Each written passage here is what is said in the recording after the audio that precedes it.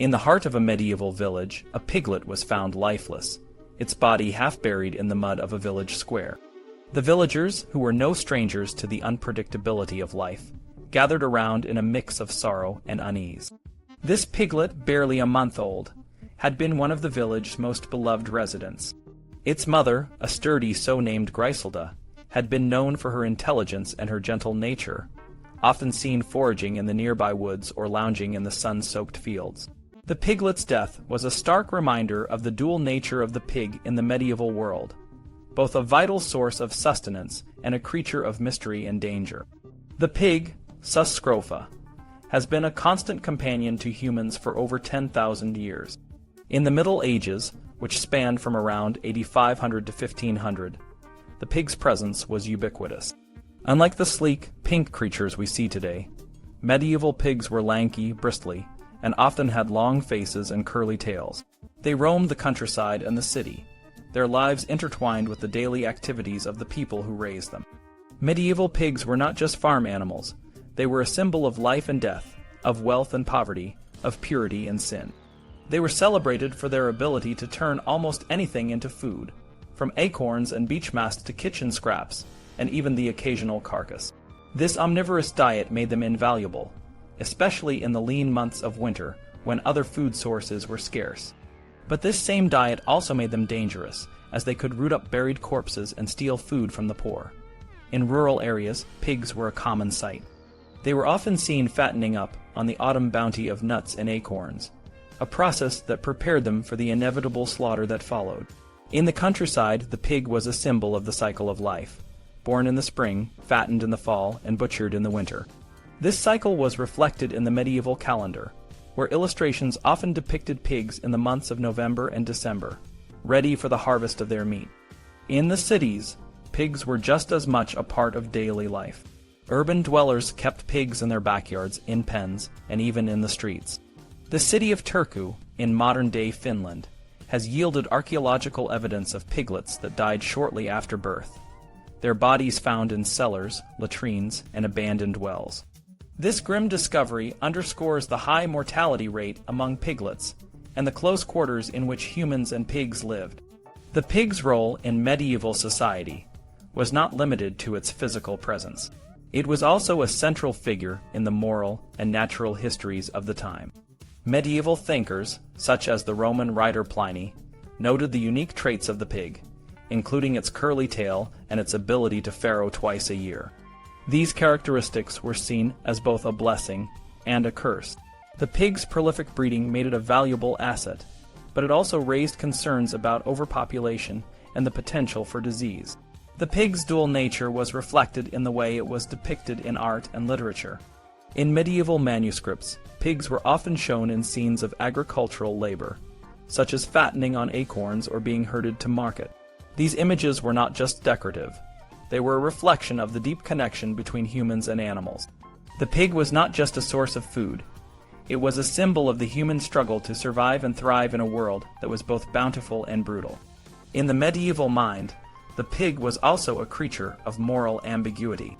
While it was a vital source of food, it was also associated with religious uncleanliness.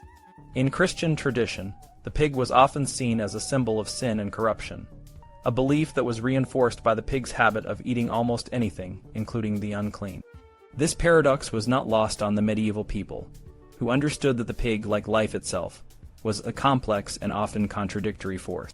The pig's place in medieval society was not just a matter of practicality. It was a reflection of the human-animal relationship. As humans and pigs lived side by side, they shaped each other's lives in profound ways. The pig's presence in the daily life of medieval Europe was a constant reminder of the paradoxes that define the human experience. From the village square to the city streets, the pig was a symbol of the struggle to find balance in a world that was both beautiful and brutal. The piglet's death in the village square was a somber reminder of this paradox. It was a moment of reflection, a moment to ponder the dual nature of the pig and the world it inhabited. In the Middle Ages, the pig was more than just a source of food. It was a mirror to the human soul, reflecting both the best and the worst of humanity.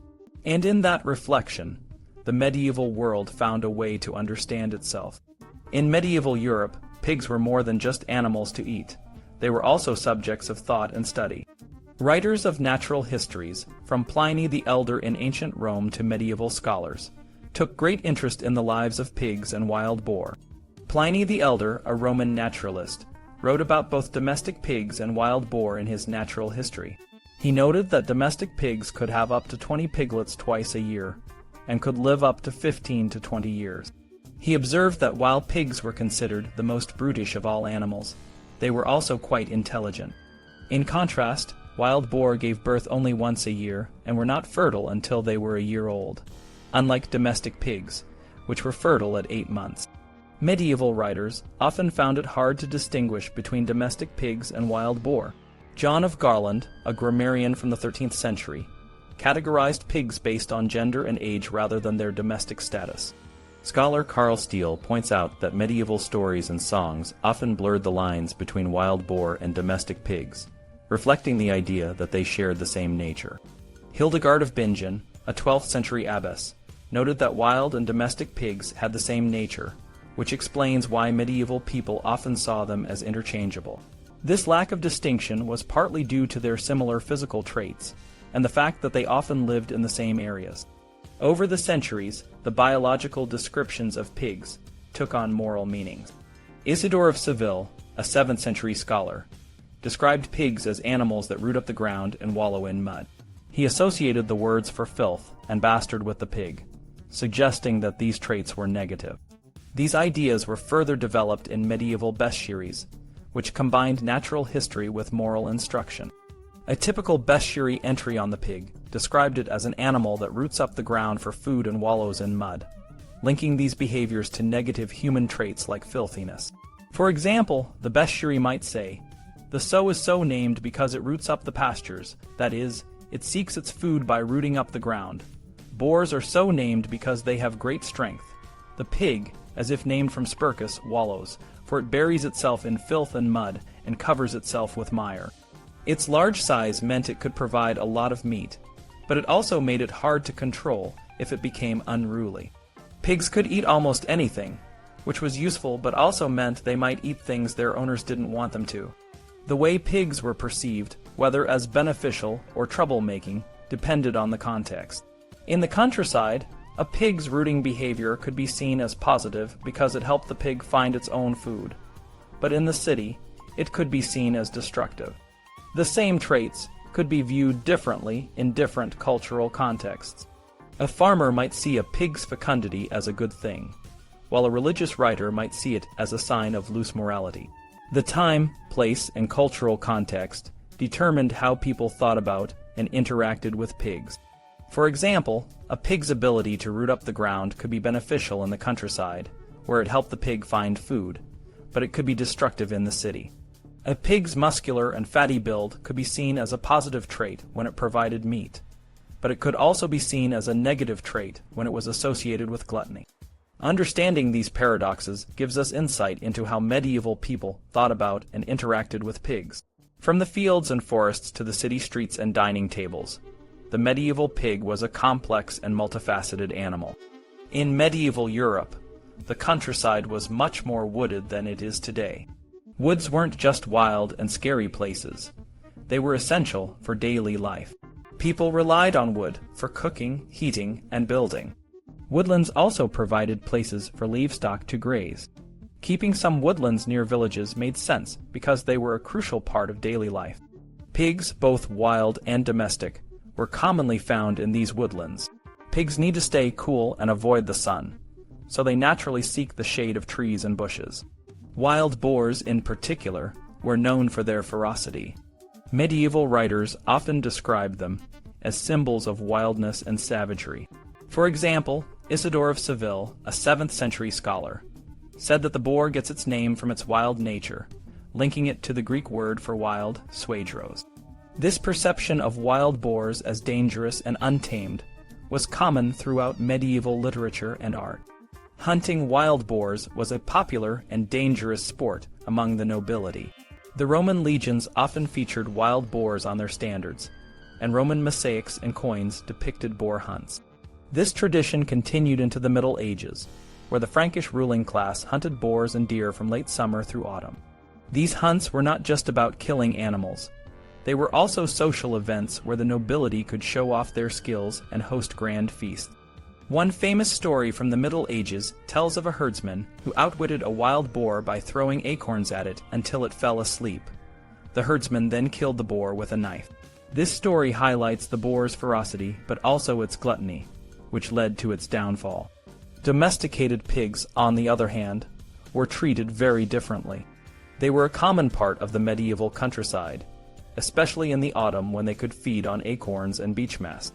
These high-calorie foods were crucial for fattening pigs before winter. The Domesday Book, a survey of land and resources in England from the late 11th century, often mentions the size of woodlands in terms of how many pigs they could support. For example, the Bishop of London's land in Essex included woodlands that could support anywhere from 10 to 500 pigs.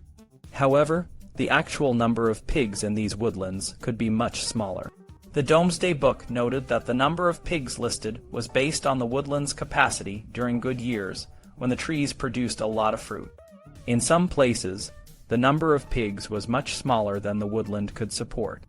Pigs in medieval woodlands didn't just eat acorns. They also fed on other fruits, grass, roots, and even fungi like truffles. The practice of allowing pigs to forage in woodlands and pastures was widespread. In some areas, pigs were given access to chestnut groves after the human harvest, and they would eat the leftover chestnuts. The landowners were encouraged to let pigs find their own food most of the time. Only during severe weather, like heavy frost, were they advised to provide food directly to the pigs. If a manor didn't have suitable land for pig grazing, the owners were advised to keep the pigs in a piggery and feed them on food waste. The woodlands where pigs grazed were not wild and unmanaged. They were carefully tended, with trees often pollarded to encourage more acorn production and grass growth. Open wood pastures were ideal for pigs because they provided more food and better conditions for grazing. Old oak trees, which produce more acorns, were especially valued and protected. In the Middle Ages, pigs and woodlands were closely linked, and the management of both was essential for the local economy and the well-being of the community. In medieval times, the forest was a bustling, shared space where people collected firewood, cut timber, grazed their livestock, foraged for wild honey and berries, and hunted game. This meant that the forest was a vital resource for medieval communities, but it also led to conflicts over its use. For instance, in the 12th century, in Champagne, France, the Abbey of Valuisant allowed pigs to graze in both woods and pastures. However, by the early 1200s, the pigs were no longer allowed in the pastures, as the land was being used for commercial wood production. Similar conflicts arose in other parts of Europe. In Hungary in 1432, a neighboring lord drove 40 pigs belonging to the monks of Bachanibal out of the woodland, wanting to use it for himself. In England in 1375, King Edward III ordered a parson to keep cows instead of pigs in the King's Park because the pigs had damaged the pasture. Pigs were an important part of medieval life, and the right to graze them in the forest was known as pannage. Pannage was a fee that could be paid in pigs or in cash, and it varied widely depending on the location and the status of the pig owner and the landholder. Some tenants paid 1 pig for every 3 that grazed in the forest, while others paid 1 for every 5 or 10. The quality of the pig also mattered, and some grants required the best pig as payment. If the pannage was paid in kind, the landholder often received payment in coinage to avoid ending up with too many pigs. For example, in Chester, England, in 1279 to 1280, the royal treasury received 21 shillings from pannage and 32 shillings from selling pigs.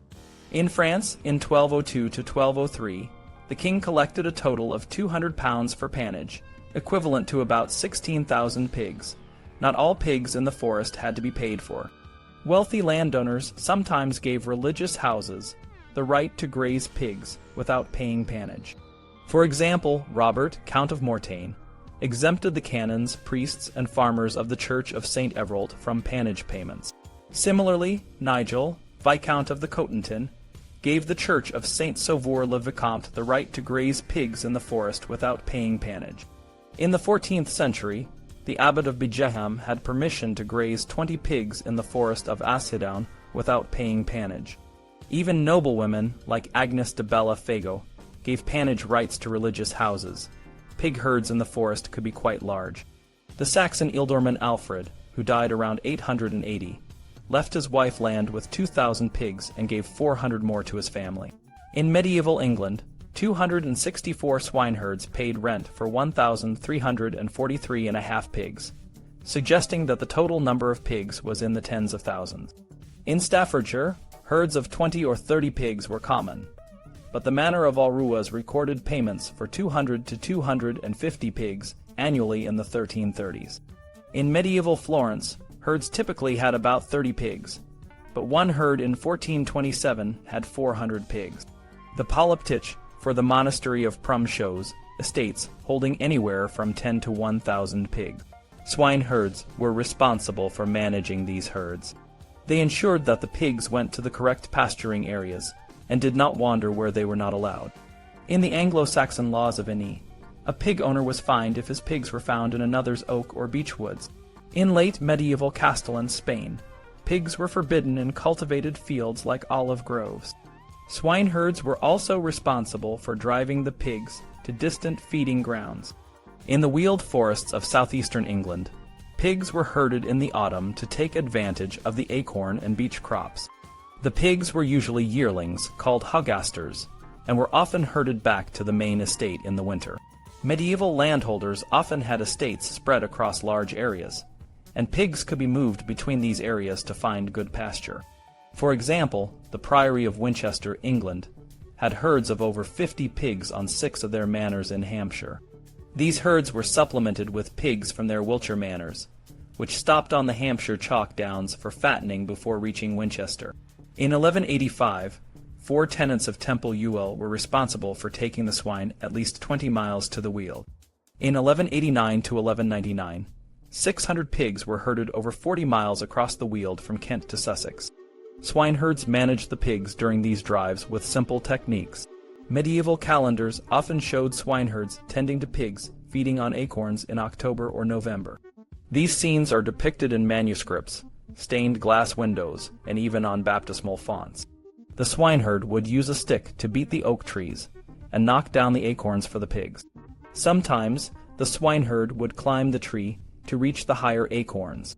Acorns could also be collected and stored for later use as fodder. Women and children often helped with this task, as it was easy work. Swineherds needed to gather the pigs together regularly, not only to protect them from thieves, but also to check their health. Pigs could suffer from various ailments, such as fever or swollen glands, and needed to be treated with medicinal bleeding, herbal rubs, and ingestible drugs. They also needed access to mud to cool themselves, especially in hot weather. Swineherds had to be vigilant to prevent pigs from overeating fruit or devouring their own young. The forest was a complex and dynamic space, where the needs of pigs and other users had to be balanced. Pannage, the right to graze pigs, was a key part of this balance, and the swineherd played a crucial role in managing the herds and ensuring that the forest remained a vital resource for the community. Swineherds, both free and unfree, played a crucial role in medieval society, managing herds of pigs that roamed the countryside. In 12th century Glastonbury, a swineherd was paid with a sucking pig, the entrails of the best slaughtered pig, and the tails of all other slaughtered pigs. However, not all swineherds were free. For instance, in the will of Etheljafu, a wealthy woman from Hertfordshire, 2 enslaved swineherds were mentioned. Similarly, the Icelandic Valsunga saga recounts an enslaved swineherd. Even when not technically slaves, dependent tenants often owed their lord's service as swineherds. The division of labor among swineherds was evident in various medieval texts. The Rectitudine Singularum Personarum, dating from around 1025, described 3 classes of swineherds, Eteswin, Gafolswin, and Inswan, with some being free and others unfree. In Italy, an edict from 643 mentioned master swineherds, apprentices, and lower-ranking swineherds. In Castellon, Spain, a decree from 1419 established 2 levels of swineherds: senior swineherds, who could manage 30 pigs, and juniors, who could handle 10.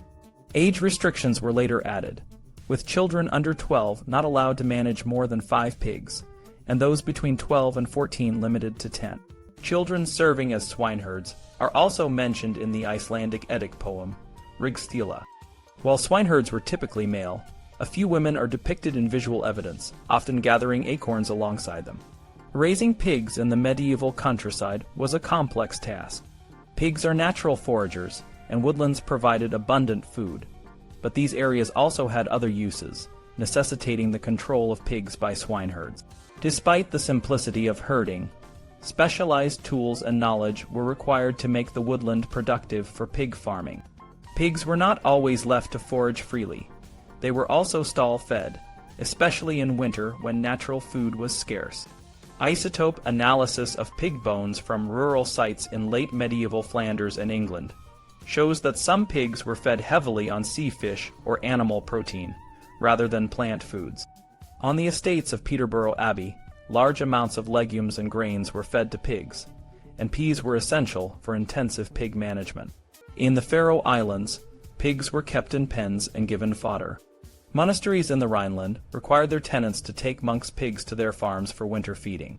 Even in the Basque Country, where animal transhumance was practiced, pigs shifted to eating domestic food scraps, as shown by isotopic results. Pigs in the countryside were closely connected to urban life. Ambrogio Lorenzetti's famous fresco in Siena depicts a pig and its herder entering the city, symbolizing the rural-urban connection.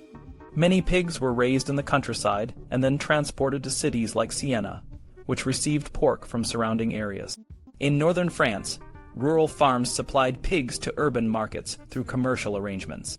In inner Flanders, pigs were raised in large numbers for commercial networks, supplying pork to areas that lacked pig farming. Even in the Basque Country, pigs were part of a broader economic system, with isotopic evidence suggesting a shift from free-ranging to domestic feeding over time. The journey of pigs from the countryside to the city was managed by swineherds, guiding them with pigging sticks and ropes.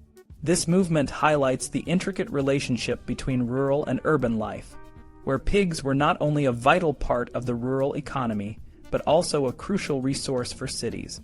The swineherd, with his simple tools, was the bridge between these two worlds, ensuring that pigs reached their destination, whether for local consumption or the bustling markets of medieval towns and cities.